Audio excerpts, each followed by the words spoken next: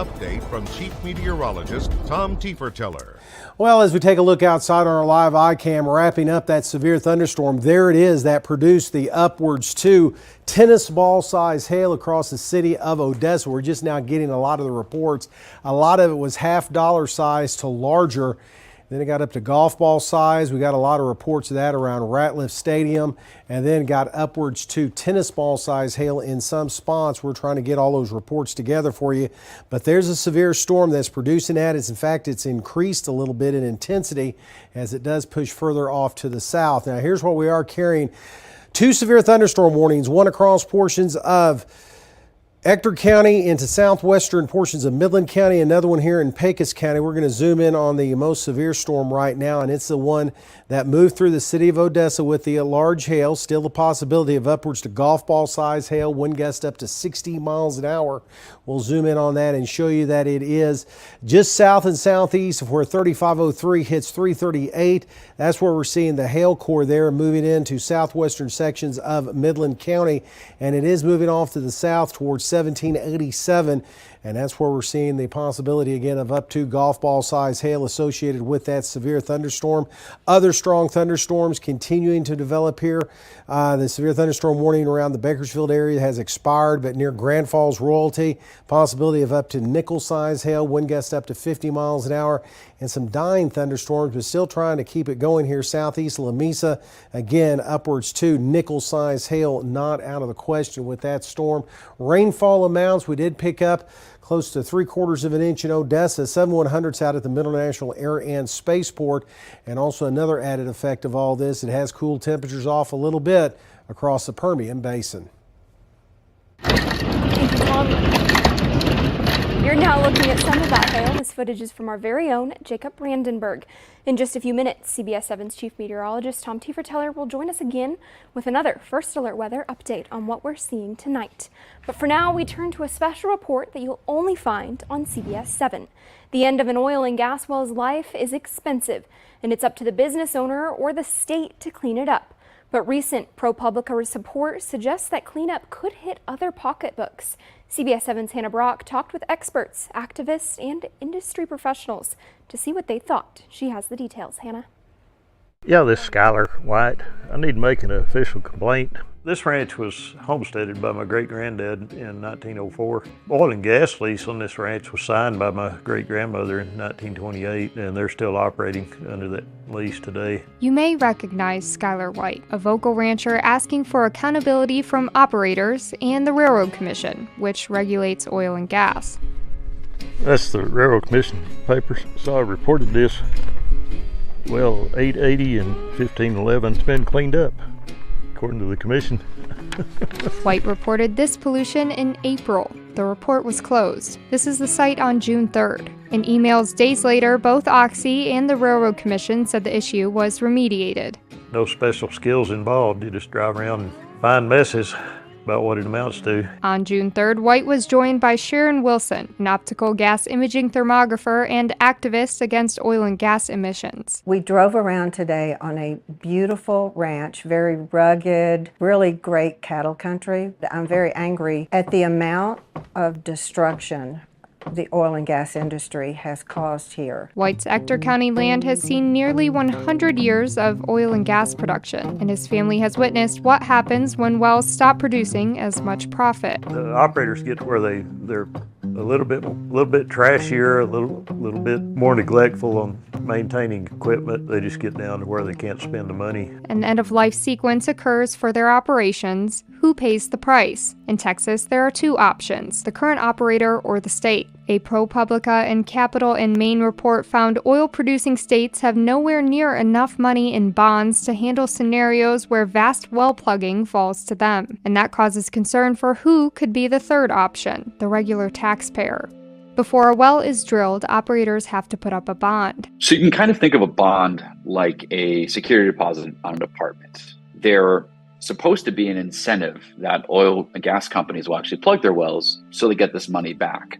And if they walk away, well, okay, the regulators still have money from the bonds they can use to plug. The problem is, Olalde says they don't have enough. By analyzing thousands of government records, ProPublica and Capital and Main found it will cost $37.9 billion to plug and clean up all the unplugged oil and gas wells if that job falls to the state. The Railroad Commission holds only $565 million in bonds, and that's only 1.5% of the total cost. The state is already dealing with more than 8,500 orphan wells where operators have walked away, and some critics argue that number is only growing. Where we can fix the problem is where there are current operators still making money. Under the state's current bonding regime, operators pay up to $250,000 in bonds if they have more than 100 wells. But in its own orphan well grant application estimates, it costs Texas regulators about $65,000 to plug a single well. As it stands, there's no economic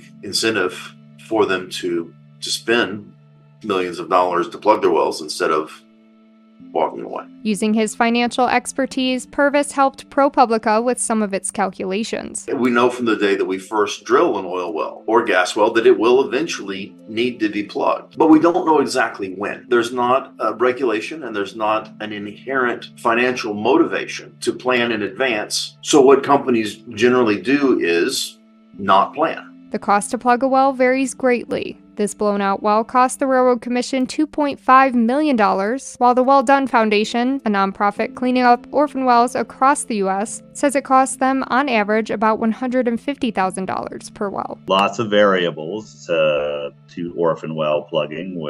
Again, the thing to remember is that this infrastructure is either failed or is failing. They're orphaned for a reason. According to the Railroad Commission, no state taxpayer money has been used to plug orphan wells. The orphan well program has been paid for with funds that came from fees on the oil industry. The federal tax money is the first direct taxpayer money. The Infrastructure Investment and Jobs Act provided $4.7 billion in federal funds for well plugging. Of that, Texas could receive as much as $343 million. But that's just a fraction of the $37.9 billion that we mentioned earlier. The regular taxpayers of Texas are the ultimate guarantor for those 250,000 idle wells and another almost 250,000 wells that are still producing.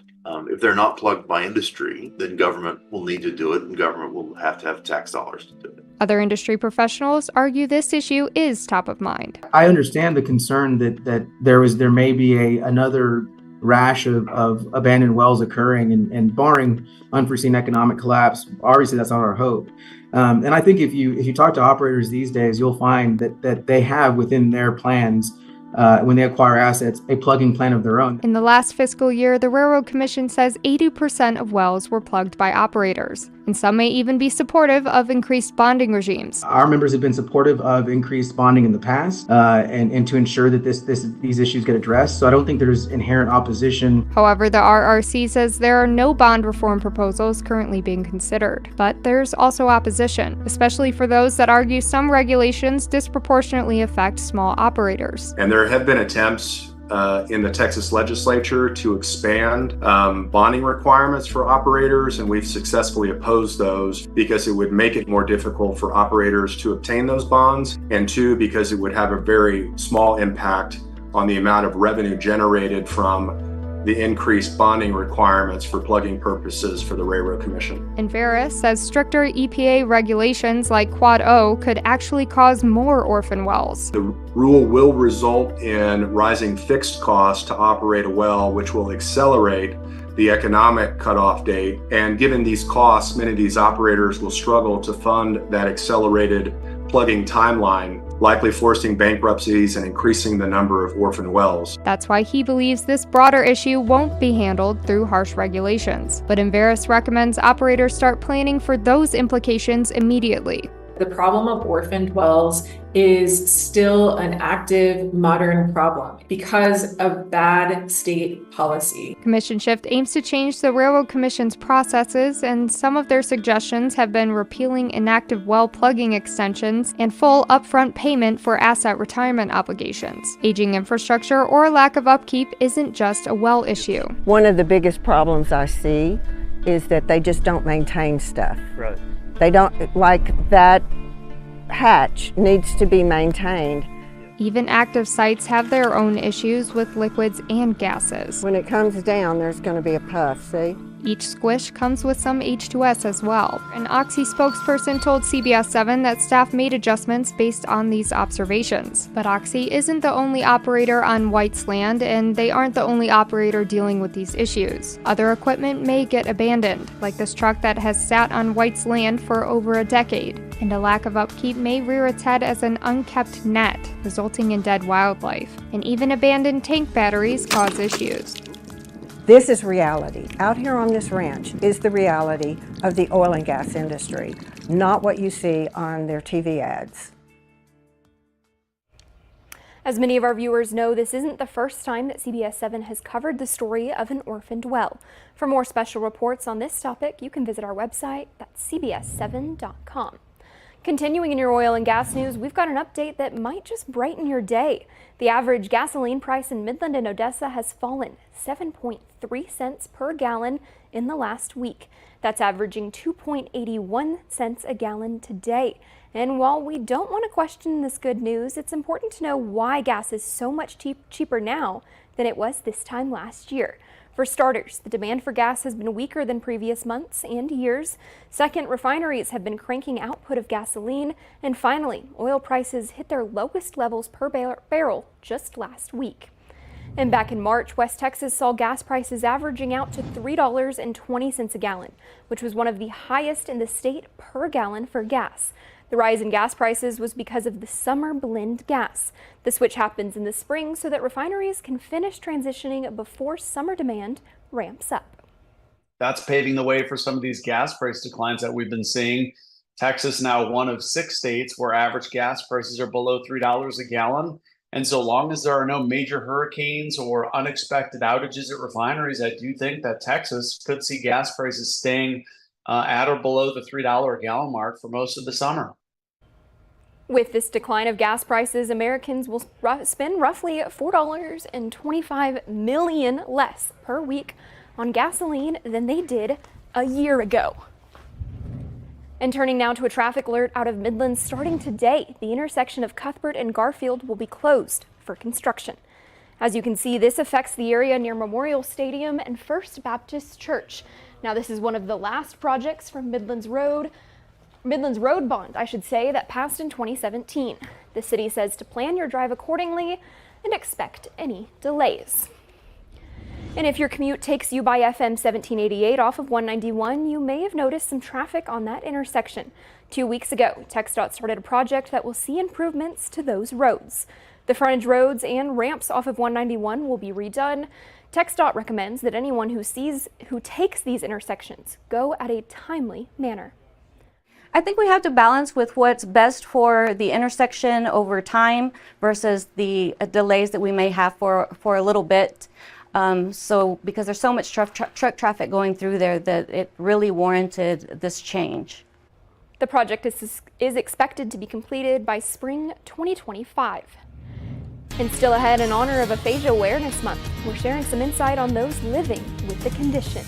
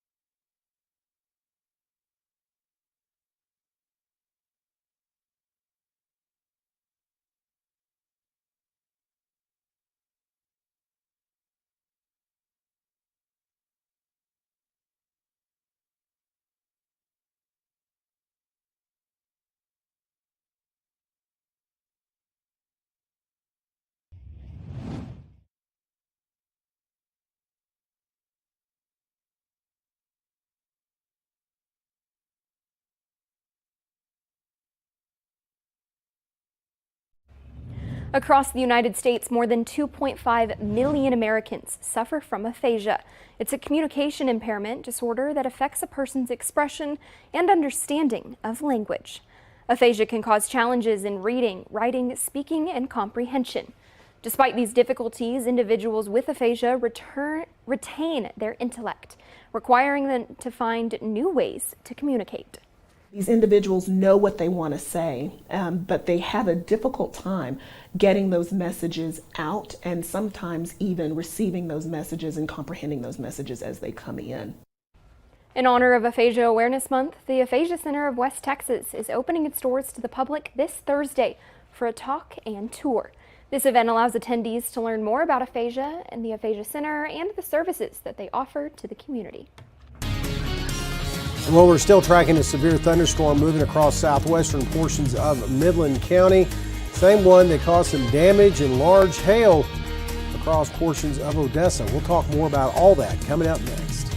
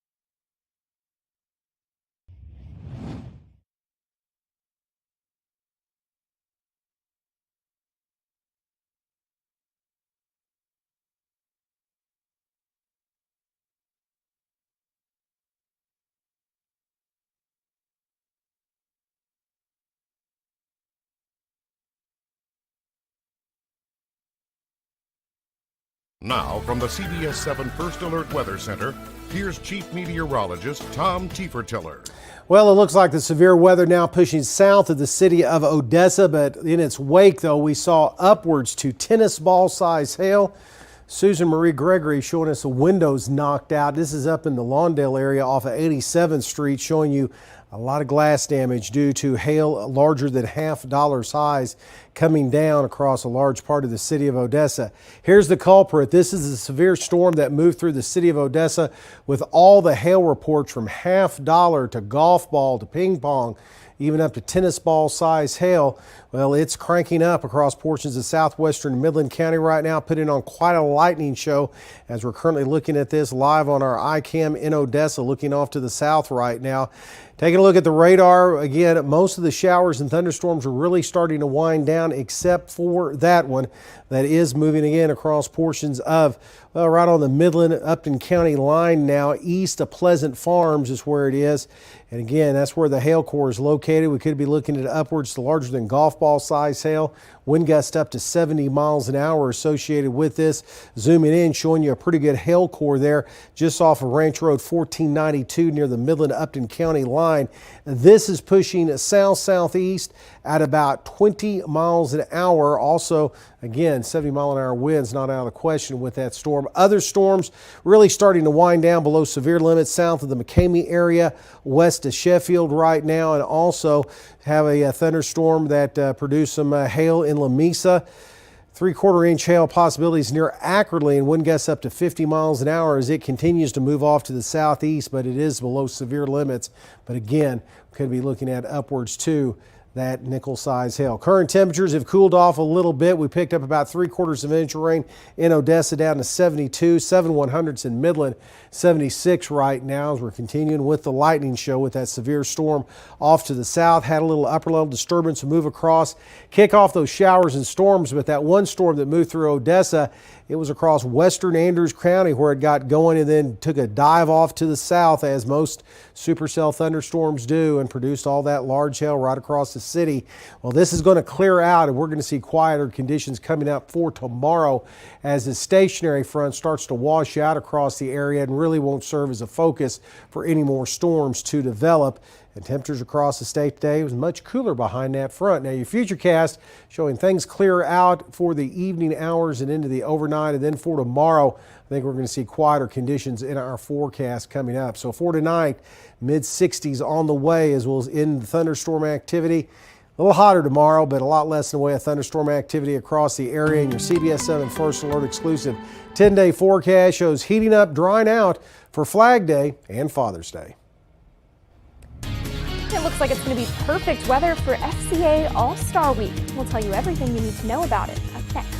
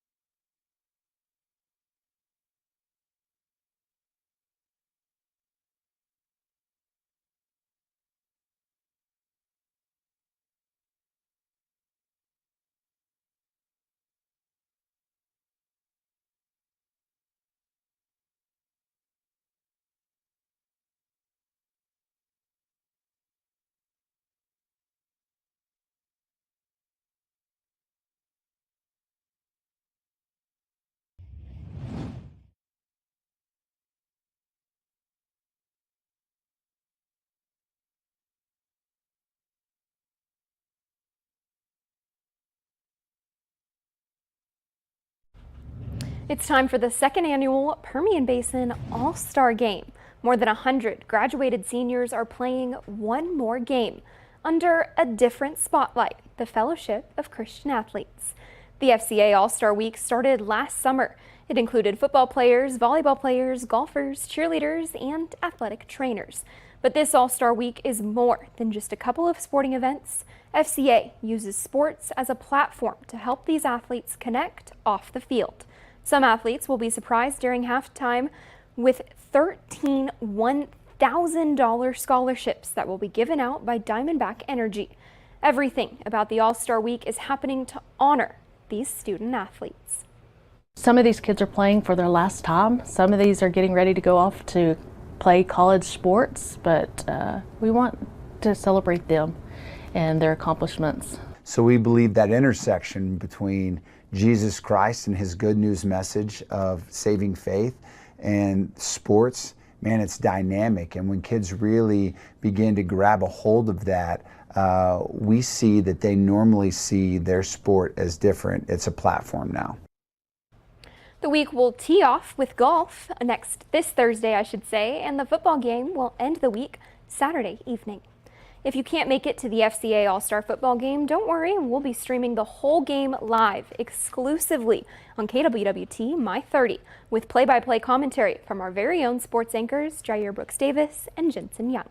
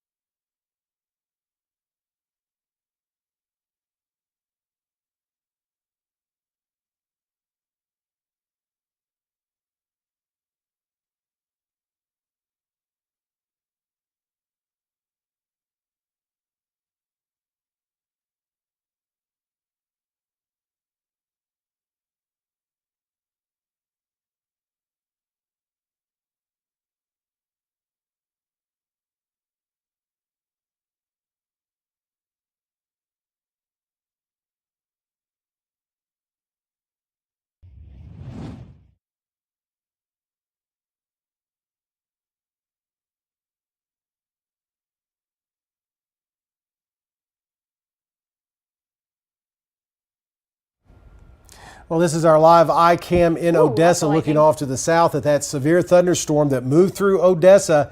It's continuing off to the south. We have new severe thunderstorm warnings across Upton County. There off of 1492, we could be looking at the possibility of upwards to golf ball size hail or larger, and wind gusts up to 70 miles an hour as that severe thunderstorm continues to push off to the south, southeast at about 20 miles an hour. The good news is it looks like the hail core's out in rural areas now and pushing off to the southeast. So Midland, Odessa in the clear as everything's pushing back in across portions of Upton County for the rest of this evening. All right, y'all stay safe, and thanks for joining us tonight for CBS 7 News at 9 and the CW. We've got more news coming up tonight on CBS 7 News at 10.